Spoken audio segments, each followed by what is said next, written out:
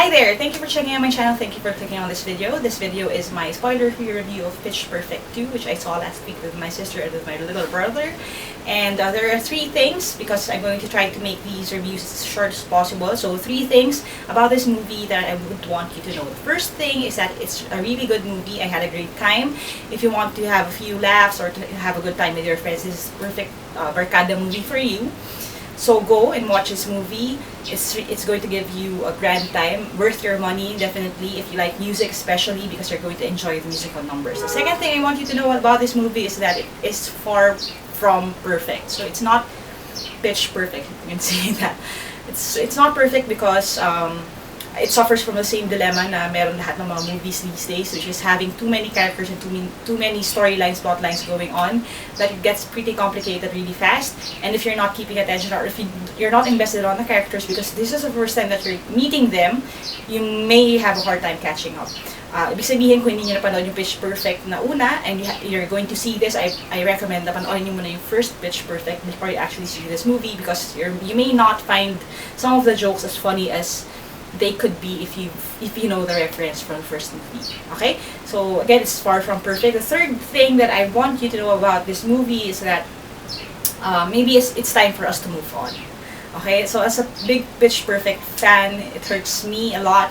One of the reasons why it was an emotional movie for me is because I was so invested on the characters of the Borden-Bellas. I had a great time watching them and how they conquered yung mga hurdles nila in the last movie and even in this movie.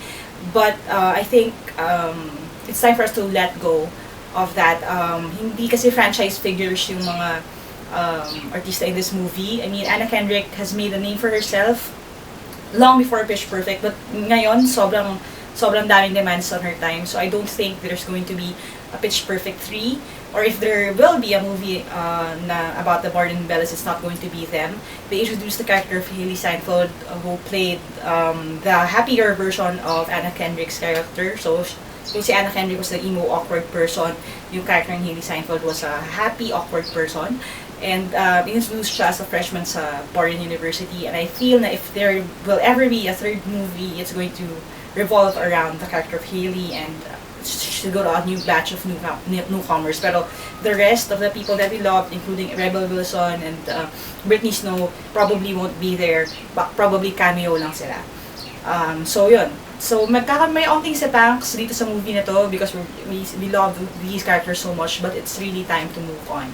So there. So, ang final words ko would be, go and watch this movie with your friends. You're going to have a great time. It may not be a perfect movie to go and watch with your parents because there are a few awkward situations there na medyo weird kung papanoorin niyo yung parents niyo nun.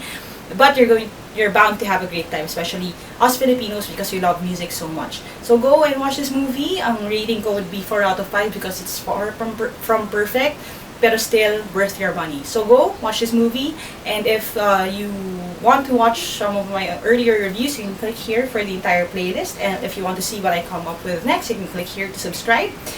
And thanks for watching this. Have a great day, God bless, and keep watching movies.